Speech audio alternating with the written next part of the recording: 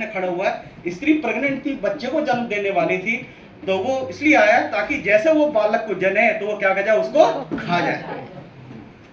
तो ये प्रकाशित वाक्य, लेकिन हम इसके ऊपर नहीं जा रहे हैं। आज हम 17 वाले पर जाएंगे। मैंने आपको बताया निगेटिव वाले से सीखना है ना, तो उस पर हम ज्यादा ध्यान देने की हमें ज्यादा जरूरत। तो देखिए ये है 17 वाली, है ना, तो हम यहाँ पे जाएंगे। वाली स्त्री किसको ओढ़े हुए?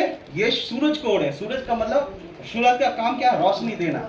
यीशु मसीह कहते हैं जगत की ज्योति मैं हूं। इसका मतलब वो वाली कलीसिया है जिसने यीशु की शिक्षा को धारण किया हुआ है। यीशु मसीह की शिक्षाओं की बात करती है, बाइबल की ही बात करती है, ठीक है। और वो कलीसिया है जो जिसने 12 तारों का मुकुट पहना हुआ है, मतलब पुराने नियम के 12 गोत्र, नए नियम के 12 चेले, 12 तारों का मुकुट है। तो 12 यीशु मसीह कितने चेले थे? 12। और पुराने नियम में गोत्र कितने थे? 12। इसका मतलब नए और पुराने नियम का चर्च एक ही है, चर्च अलग नहीं है। कई लोग कहते थे पुराने नियम में अलग चर्च और नए नियम में अलग है। नहीं, दोनों का एक ही चर्च है, पुराने नियम का भी और नए नियम का। और चांद पे खड़ी है। चांद का मतलब होता है पुराने नियम की जो बलिदान और प्रथाएं थी, जो सब यीशु मसीह को दर्शाती है। तो ठीक है, ये कलीसिया यीशु को धारण किया हुआ है। तो इसका मतलब क्या? इस कलीसिया ने अपना दूल्हा किसको बनाया हुआ है? यीशु मसीह को बनाया हुआ है। लेकिन यहाँ पे एक कलीसिया और है, स्त्री, जो प्रकाशित वाक्य 17 में है, जिसका फोटो आपने देखा हुआ।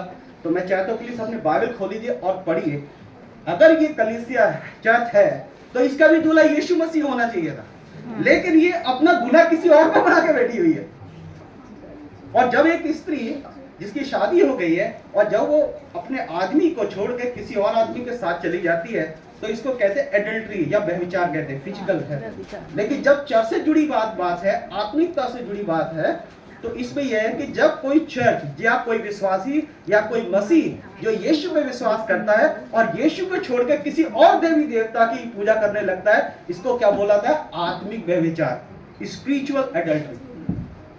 तो इस स्त्री ने यीशु को अपना दूल्हा होकर के छोड़ दिया और शैतान को अपना दूल्हा बना लिया। तो इस चर्च ने, इस कलीसिया ने क्या कर लिया? आत्मिक व्यभिचार कर लिया। ठीक है, तो मैं चाहता हूं प्लीज आप प्रकाशित वाक्य 12 उसके 17 उसकी 30 याद पढ़ दीजिए हमारे विषय। सब अपनी बाइबल खोलिए, बहुत इंपॉर्टेंट चीज है, सब खोलिए। तब अजगर, हाँ, तब अजगर स्त्री पर क्रोधित हुआ। प्रकाशित वाक्य 17 की 30 याद। 17 की 30। एक और चिन्ह। हाँ, हाँ। तब वह आत्मा ने मुझे एक निर्जन प्रदेश में ले गया, जहाँ मैंने एक स्त्री को किरमिजी रंग के एक पशु पर बैठे देखा, जो निंदा के नामों से भरा हुआ था, जिसके 7 सिर और 10 सींग थे। Okay, thank you. तो यूहन्ना दर्शन में देख रहा है, फिर मैंने आकाश में क्या देखा? एक स्त्री है जिसने किरमिजी मतलब बैंगनी और लाल रंग के कपड़े पहने हैं। कैसे पहन रखे हैं? बैंगनी और लाल रंग के कपड़े पहने हैं, और सोने से मड़ियों से सजी धजी हुई है, हाथ में सोने का कटोरा है, ठीक है। और किसके ऊपर बैठी है? एक लाल रंग के पशु के ऊपर बैठी है, जिसके 7 सिर और 10 सींग है। क्या कोई आज तक आपने कोई ऐसा जानवर देखा है जिसके 7 सिर और 10 सींग हो? है? नहीं। तो इसका मतलब क्या? ये कोई रियल जानवर की बात नहीं हो रही है, बल्कि ये सिंबॉलिक है। प्रकाशित वाक्य चिन्हों का इस्तेमाल करती है, और जहां प्रकाशित वाक्य में चिन्ह दिए गए तो उनका मीनिंग भी दिया हुआ है कहीं ना कहीं, ठीक है। तो हम उनसे उनकी तुलना करके उन बातों को समझ सकते हैं। तो देखिए, स्त्री का मतलब ये भी स्त्री है, तो ये भी चर्च है या नहीं है? हाँ जी। स्त्री का मतलब होता है चर्च, तो उसका मतलब 12 वाली भी जो चर्च है, तो ये भी एक चर्च है। लेकिन ये जो है ये बहक गई है और यीशु मसीह को छोड़े बैठी हुई है। तो देखिए, हम ये जानेंगे जिस लाल रंग के अजगर पे ये बैठी, लाल रंग का अजगर है कौन जिसके ऊपर बैठी है? जबकि इसको तो यीशु मसीह के साथ होना चाहिए था, है ना। तो मैं चाहता हूं कि आप प्रकाशित वाक्य निकाल दीजिए, प्रकाशित वाक्य की पुस्तक अध्याय 12 और जो है और उसकी जो है 3री आयत को हमारे बीच में पढ़ दीजिए। देखिए, यही जानवर जो प्रकाशित वाक्य 17 में है, यही 12 में भी बताया गया। हाँ, एक और चिन्ह स्वर्ग में दिखाई दिया, और देखो एक बड़ा लाल अजगर था, जिसके 7 सिर और 10 सींग थे। देखिए, 17 में भी यही था, लाल रंग का अजगर जिसके 7 सिर और 10 सींग थे। और 12 में भी यही कह रहा है, जो स्त्री को बच्चे को डसने के लिए खड़ा था, खाने के लिए, कह रहा है लाल रंग का अजगर है जिसके 7 सिर और 10 सींग। इसका मतलब प्रकाशित वाक्य 12 और प्रकाशित वाक्य 17 का जो जानवर है वो दोनों एक ही है। तो अब ये जानना पाएंगे ये लाल रंग का अजगर कौन है जिसके 7 सिर और 10 सींग है।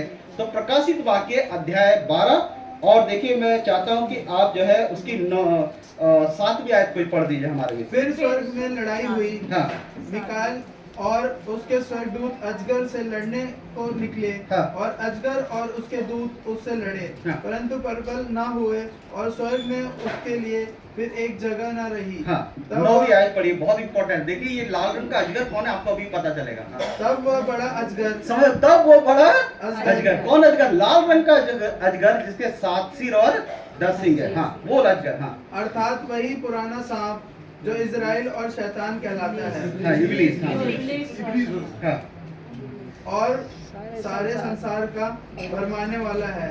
पृथ्वी पर गिरा दिया गया और उसके दूत उसके साथ गिरा दिए गए। Okay, thank you so much. देखिए प्रकाशित वाक्य 12 में जो लाल रंग का अजगर है और प्रकाशित वाक्य में जो लाल रंग का अजगर है 7 सिर और 10 सींग है, वो दोनों क्या है? एक ही है।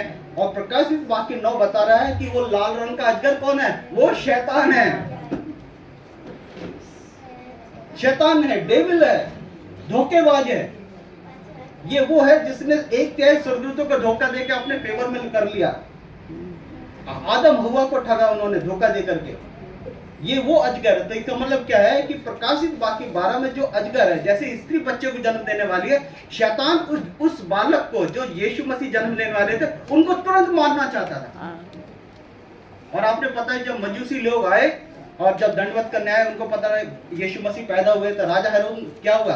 राजा हेरोद को शैतान ने इस्तेमाल किया, क्योंकि शैतान किसी भी राजा को इस्तेमाल कर सकता है, किसी भी इंसान के माइंड को कंट्रोल कर सकता है। और उसने तुरंत आदेश दिया जितने भी 2 साल या 2 साल से नीचे बच्चे हैं उनको सबको क्या कर दिया जाए? कत्ल कर दिया जाए। शैतान ने रोम का इस्तेमाल किया, पेगन रोम जो मूर्ति पूजक रोम था उसका इस्तेमाल किया बालक यीशु को मारने के लिए, लेकिन वो सफल नहीं हुआ, क्योंकि रात में दर्शन में परमेश्वर ने कहा इस बालक को लेके कहां भाग जा? मिस्र भाग जा। भाई बहनों आप मुझे बताइए मिस्र आज जिंदा क्यों है? सदोम खत्म हो गया, बाबुल खत्म हो गया, निनवे खत्म हो गया, दुनिया की महाशक्ति देश खत्म हो गए, लेकिन इजिप्ट आज भी है, मिस्र आज भी कायम है। क्यों? क्योंकि वहाँ परमेश्वर का क्योंकि यीशु की भविष्यवाणी पूरी होनी थी, क्योंकि मैं वो बालक मिस्र से मैं बुलाऊंगा। ये प्रॉब्लम इस वजह से मिस्र गुनहगार भी होते हुए खुदा ने उसको जिंदा रखा, नहीं तो पुराने नियम में निपटा दिया होता। हाँ। क्योंकि प्रोफेसी थी कि मुझे अपने बेटे को वहां से मिस्र से बुलाना, इसलिए वो आज भी जिंदा है। बाबुल खत्म हो गया, निनवे खत्म हो गया है, सदोम उमर खत्म हो गया। खुदा का कोई पर्पस है किसी को जिंदा रखने का। हमारे और आपका जीवन भी कोई खुदा का पर्पस है हमें और आपको जिंदा होने का। आप होते तो हो सकता है कोई आईसीयू में पड़ा होता है, कोई पलंग में पड़ा होता है, कोई कब्र में होता है, लेकिन हम जिंदे हैं तो हमारा जिंदा रहने का भी खुदा का एक मकसद है, हमेशा ध्यान रखिए। ओके, तो समझ में आ गया प्रश्न।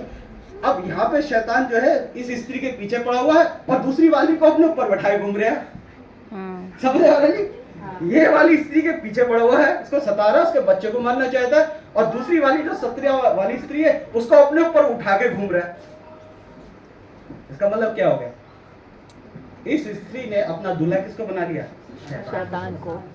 और इसी लिखा इसके ऊपर यदि आयत 17 से एक बढ़ेगा का वो बड़ी हार्लॉट, वो बड़ी वेश्या, वो बड़ी क्या कहते हैं वो वेश्यावृत्ति करने वाला, इसको वेश्या कहा गया है, जिसने अपने दूल्हा यीशु को छोड़कर शैतान को अपना क्या बना लिया है? दूल्हा बना लिया। देखिए आज हम ये देखेंगे वो चर्च कौन सा है, आइडेंटिफाई करेंगे, कोशिश करेंगे ताकि हमें और आपको नॉलेज मिले और हम और आप क्या हो जाए?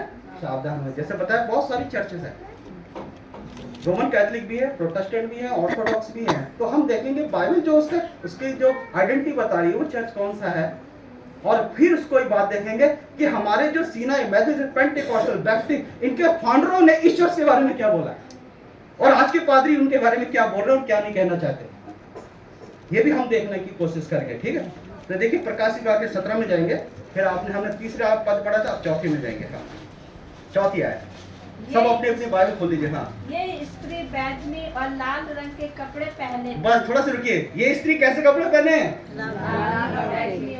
बैंगनी और लाल, है ना? देख रहे हो इसने पहन रखे है ना? तो चूंकि इसने बैंगनी और लाल रंग के कपड़े पहने, इसका मतलब ये स्त्री क्या है? चर्च है।